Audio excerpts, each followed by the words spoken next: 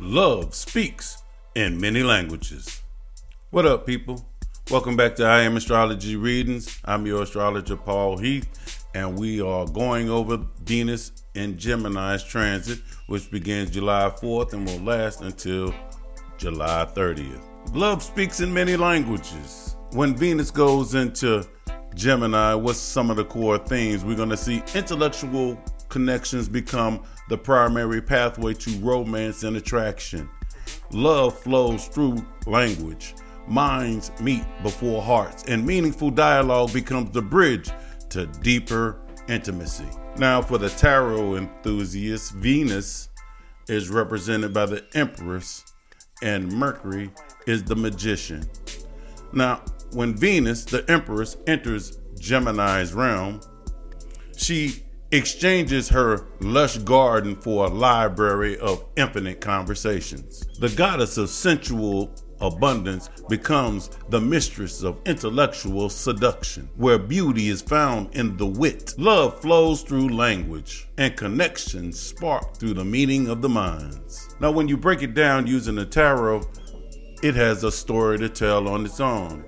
The Empress, which is Venus, love as a creative force, unconditional self-worth, magnetic attraction. The Lovers, which is represented by Gemini, the crossroads of authentic choice. Every conversation becomes a choice point. The Magician, words become spells of attraction. Communication as manifestation tools. Now, what are some of the primary themes and manifestations that we could see with this transit? Number one, intellectualized romance. I don't know if you ever heard of this word. Sapiosexual energy. Deep intellectual exchange may feel as good as physical intimacy. Communication as courtship.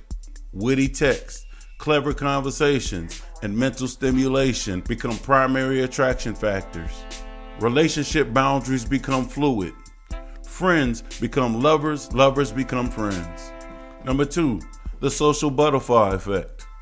Increased desire for variety in social connections and romantic experiences. Networking and group activities become fertile grounds for romantic connections. Enhanced charm, wit, and conversational magnetism. Number three, the double-edged sword of choice.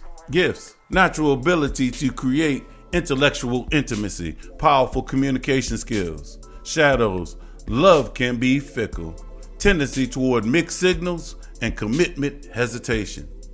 Risk, superficial connections that lack emotional depth. When it comes to this transit in Gemini, Gemini is 30 degrees. Every sign is 30 degrees, and each sign could be broken down into 10 degrees. Now, tarot-wise, Gemini is connected to the 8, 9, and 10 of swords. Venus has to go through the minefield of Gemini's mental traps of the 8, 9, and 10 of swords. Now, the 8 of swords, the cage of the clever, paralyzed by options, imprisoned by the need to say the perfect thing, believing that you must earn love through intelligence or wit. 9 of swords, the anxiety of choice. Replaying conversations, analyzing every text, creating elaborate scenarios about what others might be thinking. 10 of swords, death of false cleverness. It's the moment when artificial constructs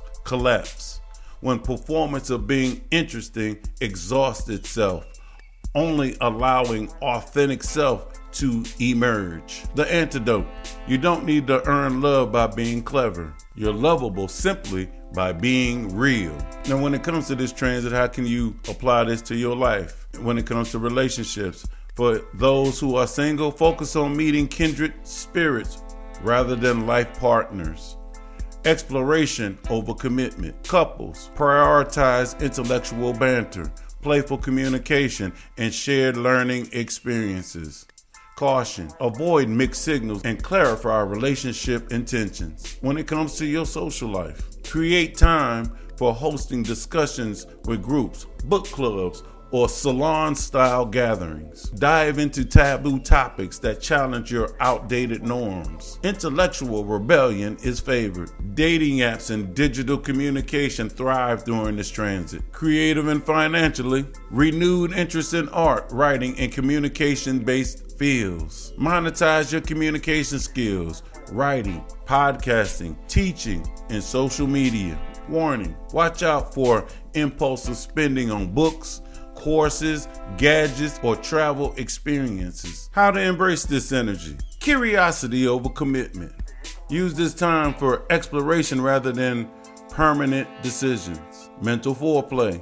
Prioritize stimulating conversations and shared intellectual interests. Variety as a virtue. Sample different social circles, communication styles, and creative expressions. Now, how to navigate the challenges? Avoid mixed signals.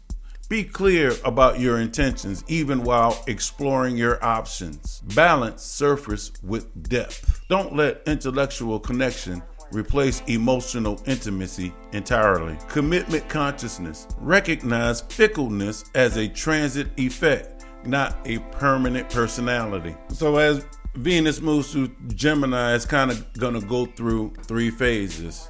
Stage 1, the scattering, which is going to be early July. The Empress enters Gemini's realm and is overwhelmed by infinite possibilities. Every conversation sparks interest. Love becomes scattered across many attractions. The lesson: not every spark needs to become a fire. Then we move on to stage 2, the choosing. Mid-July, the Lover's card activation. Realizing true abundance comes from choosing consciously. Each conversation becomes a mirror. Is this feeding my soul or just amusing my mind? Lesson: quality of connections matter more than quantity of options. Stage 3, the integration. The Empress has learned Gemini's language without losing her essential nature.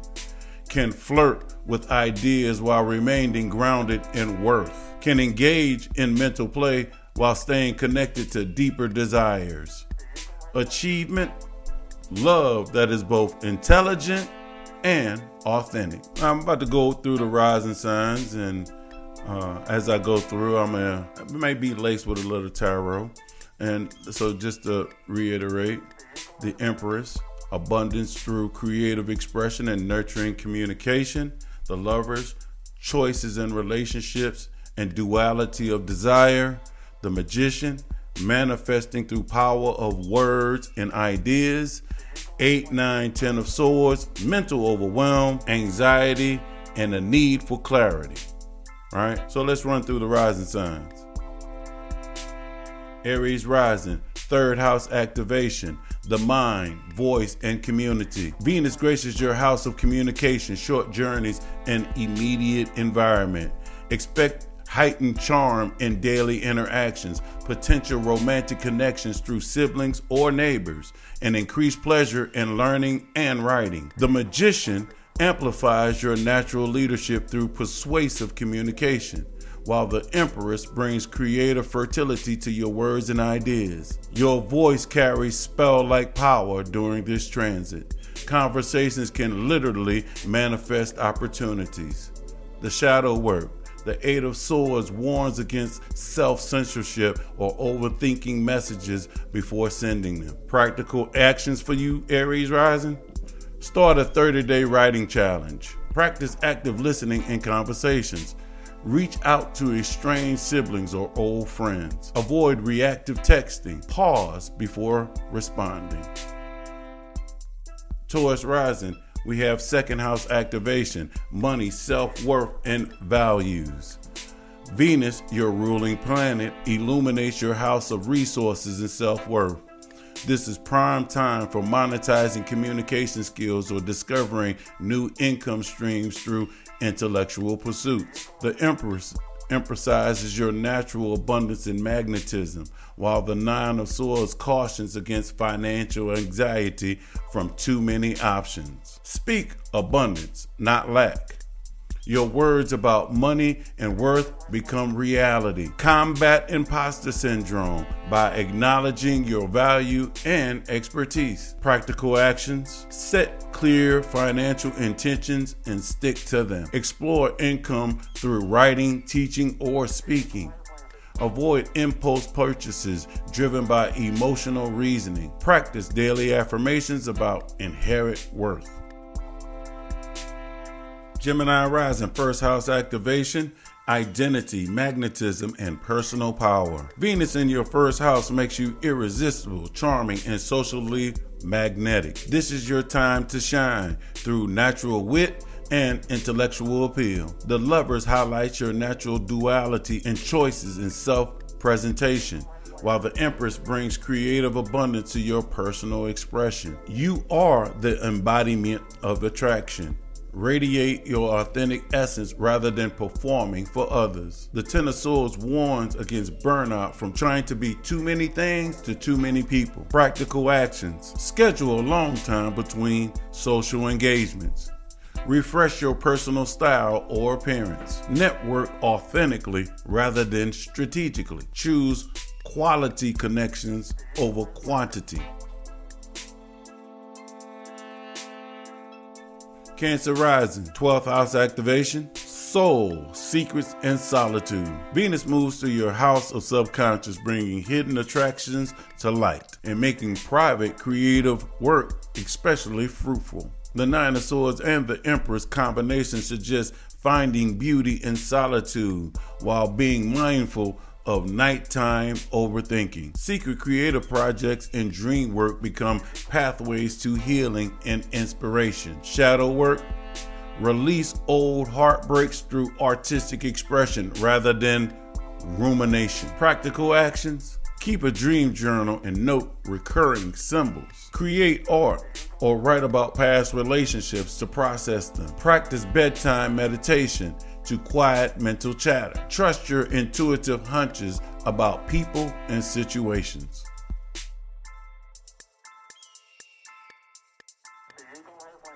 Leo rising, we have 11th house activation: friendships, community, and vision. Your social circle expands with intellectually stimulating friendships. Group activities and collaborative projects bring joy and potential romantic connections. The Lovers ask you to choose soul-resonant connections over superficial social approval, while the Magician empowers your ability to inspire groups. Your ideas have magnetic power in group settings. Share your vision boldly. Shadow work: avoid gossip traps. The Eight of Swords by channeling dramatic energy into creative expression. Practical action: host memorable gatherings that bring diverse people together. Collaborate on creative projects with friends. Use social media mindfully rather than to impress. Join groups that's aligned with your authentic interests. Virgo rising, 10th house activation: career, reputation, and leadership. Your professional life benefits from enhanced communication skills and charm. Public recognition may come through writing, speaking, or aesthetic work. The Magician and the Empress combine to make you effortlessly persuasive in professional settings. Your expertise deserves a platform. This is the time to share your knowledge publicly. Shadow work: the Ten of Swords cautions against perfectionism paralysis. Done is better than perfect. Practical actions during this transit: update your LinkedIn profile and professional materials. Practice public speaking and presentation skills. Set timers when editing to avoid overworking. Speak from wholeness rather than proving your worth. Libra rising, 9th house activation: wisdom, travel, and expansion. Higher education, travel, philosophical exploration becomes resources of pleasure and connection. Long-distance relationships may flourish. The Lovers and the Empress encourage expansion in love and learning while maintaining authenticity in your beliefs. Your heart is on a pilgrimage for truth and beauty. Follow intellectual attractions fearlessly. Shadow work: the Eight of Swords warns against rigid thinking that limits your growth. Book that trip when you've been overthinking. Take a class in something that fascinates you. Engage in philosophical discussions with diverse viewpoints. Consider publishing or teaching your areas of expertise. Scorpio rising, 8th house activation, intimacy, power, and transformation. Deep conversations and intimate connections intensify. Shared resources and joint finances may become topics handled with more charm than usual. The 10 of Swords and the Magician suggest that speaking truth, even when difficult, becomes the source of personal power and transformation. Your words can heal, seduce, and transform. Use this power consciously and ethically. Shadow work. Face obsessive thoughts directly rather than letting them fester in silence. Practical actions.